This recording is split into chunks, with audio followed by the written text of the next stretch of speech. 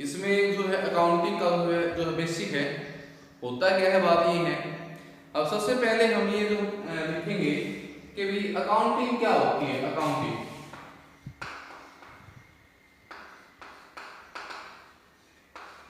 Accounting होता है भैया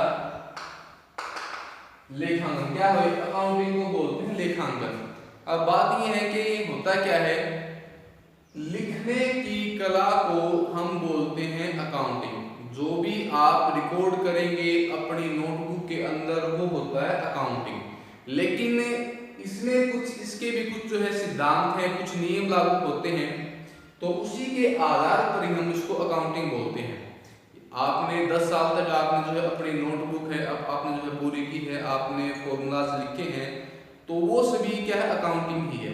जैसे आप कोई हिसाब किताब जो है रखते हैं, घर का कोई हिसाब किताब है, वो सभी अकाउंटिंग के अंदर ही आता है। लेकिन अकाउंटिंग करने के कुछ नियम है, यानी अकाउंटिंग करने का एक विशेष ज्ञान जो कि आपको जो है कॉमर्स के अंदर ही जो है मिलता है, वो होता है अकाउंटिंग।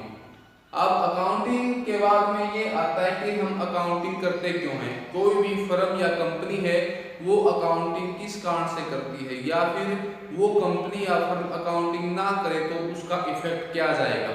देखो सबसे पहले तो बात ये है कि कोई भी कंपनी यदि यदि अकाउंटिंग करती है, उसका रीजन ये होता है कि वो 1 साल के अंदर ये जो है पता जो है लगा सकती है कि भी हमारी फर्म के अंदर जो हम काम कर रहे हैं वहां पर कितना प्रॉफिट हो रहा है या फिर कितना लॉस हो रहा है।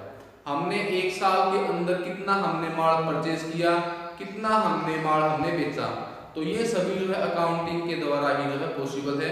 उसके बाद में आता है जो भी हमारे पास में जो स्टाफ है वो काम कर रहा है, उसकी सैलरी कितनी जा रही है, हमारे पास में कॉस्ट कितना है, और उस पे कॉस्ट के ऊपर जो है भैया प्रॉफिट कितना आ रहा है, ये सभी जो है अकाउंटिंग के अंदर ही आता है।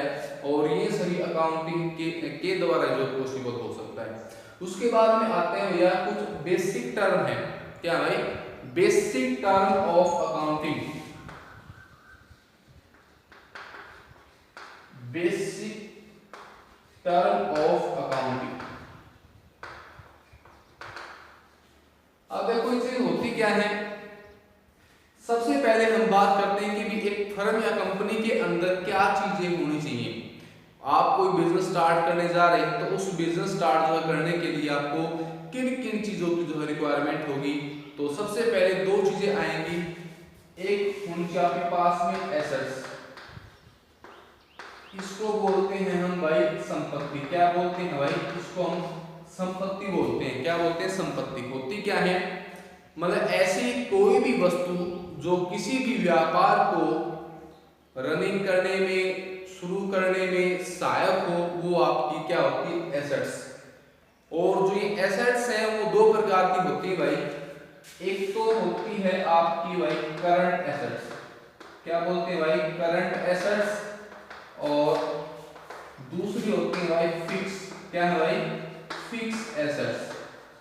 एक करंट और एक फिक्स, इसको बोलते हैं भैया अस्थायी संपत्ति। क्या बोलते हैं, अस्थायी संपत्ति को हम बोलते हैं, और इसको बोलेंगे हम भाई स्थायी संपत्ति।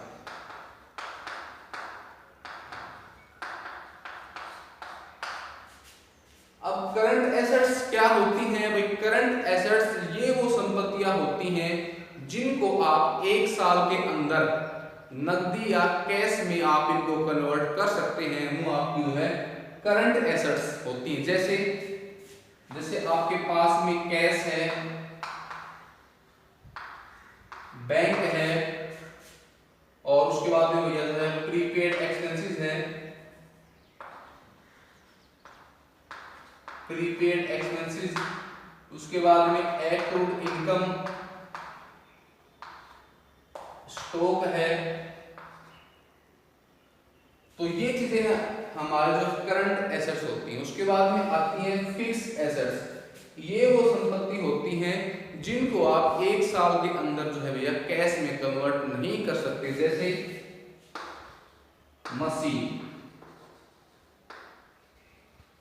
मशीनरी है,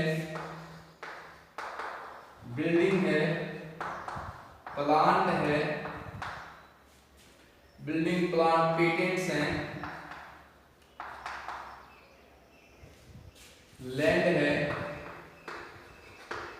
ये आपकी फिक्स एसेट्स होती हैं जिनको आप एक साल के अंदर आप इनको कैश में कन्वर्ट नहीं कर सकते। वो आपकी फिक्स एसेट्स होती हैं। जैसे मशीन है, जैसे कोई भी फर्म है, कंपनी है, वो मैन्युफैक्चरिंग के लिए क्या लेगा, मशीन लेगा। वो मशीन लेने के बाद में क्या वो उसको एक साल के अंदर उसको जो मतलब बेच देगा, नहीं बेचे। उसका यूज करने के बाद में 5 साल 10 साल के बाद में जब वो मशीन डैमेज हो जाएगी या उसमें कोई कमी आएगी तब उसको जो है सोल्ड आउट करेंगे। ठीक है, तो ये फिक्स एसेट्स हमेशा एक साल के अंदर इनको आप कैश में कन्वर्ट नहीं कर सकते। दूसरा एक ये तो हमारी एसेट्स हैं। एक फर्म या कंपनी को जो है रनिंग करने के लिए जो मोस्ट इंपोर्टेंट जो चीज है ये होती है, कंपनी के पास में क्या हो, करंट एसेट्स हो और फिक्स एसेट्स हो।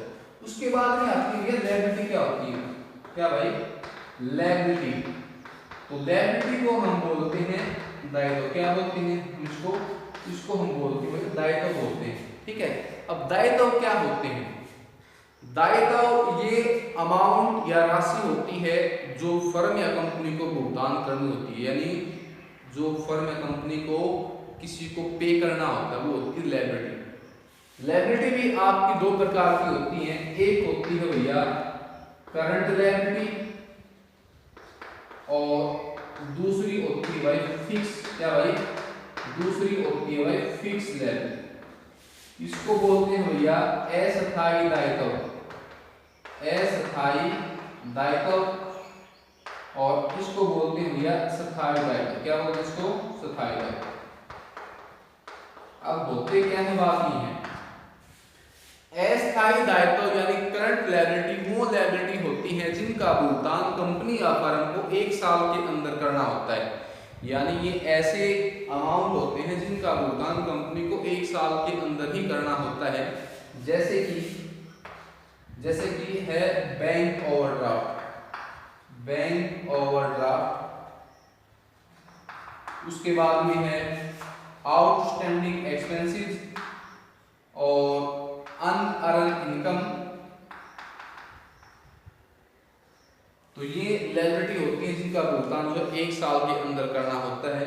उसके बाद में भाई फिक्स लायबिलिटी है, और फिक्स लायबिलिटी होती क्या है, ये वो लायबिलिटी होती है जिनका भुगतान कंपनी को एक साल के अंदर नहीं करना होता, बल्कि ये कंपनी जो है ये दायित्व जो है कंपनी अपने जीवन काल में कभी भी जो है कर सकती है। ये मतलब जो है लॉन्ग टर्म के लिए होती है। ठीक है, तो ये होती है जैसे long term loans, long term loans. दूसरा आता है डिवेंचर। डिवेंचर को हम हिंदी में बोलते हैं ऋण पत्र। क्या बोलते हैं भाई, ऋण पत्र। नहीं बताऊंगा आगे क्या होते हैं। तो ये है लॉन्ग टर्म लोन्स है, डिवेंचर है, मॉर्गेज लोन है जिसको हम हिंदी बोलते हैं बंधक। ठीक है, तो ये जो है एक फर्म या कंपनी के पास में दो चीजें होनी चाहिए। ठीक है, तो वो अपना जो बिजनेस स्टार्ट कर सकती है। और उसके बाद जो बेसिक टर्म की हम बात जो करते हैं, तो यदि हम शुरुआत में बात करते हैं कि मतलब जो है बिजनेस जो है शुरू किया आपने, तो बिजनेस जो है शुरू करने के लिए आपके पास में क्या हो, पैसा हो, क्या हो, पैसे हो। और वो पैसा जब कोई भी जो है कंपनी का मालिक या फर्म का मालिक अपना पैसा शुरुआत के अंदर अपनी फर्म के अंदर इन्वेस्ट करता है, उसको बोलते हैं कैपिटल। क्या बोलते हैं उसको भाई, कैपिटल। अब देखो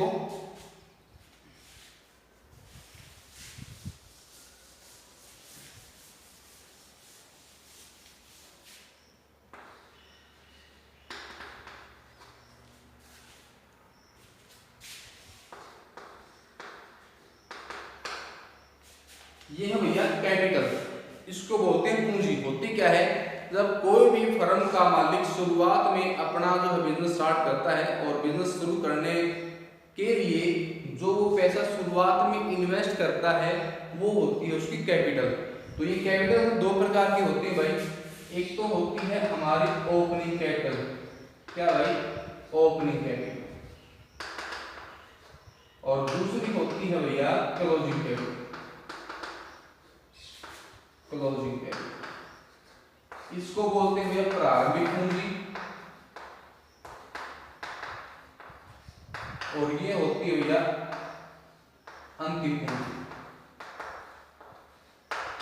अब क्या होता है, ओपनिंग मतलब जब शुरुआत में हमने पैसा इन्वेस्ट कर दिया, उसके बाद में जब हम 1 साल तक हम उस पैसे को यूज जो है करेंगे और सभी खर्चे को पेमेंट करने के बाद में जो भी हमारे पास में कुछ रह जाएगा वो आपका है क्लोजिंग कैपिटल। जैसे मान लीजिए एक्स लिमिटेड ने 5 लाख रुपए से बिजनेस स्टार्ट किया, तो जो है 5 लाख रुपए क्या है उसकी ओपनिंग कैपिटल है।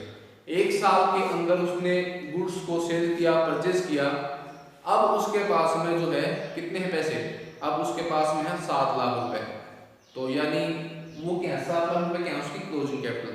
तो भैया प्रॉफिट कितना हुआ, प्रॉफिट हुआ 2 लाख रुपए। क्यों भाई, शुरुआत में जो कितना पैसा किया था इन्वेस्ट 5 लाख, अब हमारे पास में कितने हैं 7 लाख, तो भाई लाभ कितने का हो गया, लाभ हो गया 2 लाख का। ठीक है, कैसे आएगा, तो ये है हमारी ओपनिंग और क्लोजिंग कैपिटल। ठीक है भाई, आज ये करेंगे।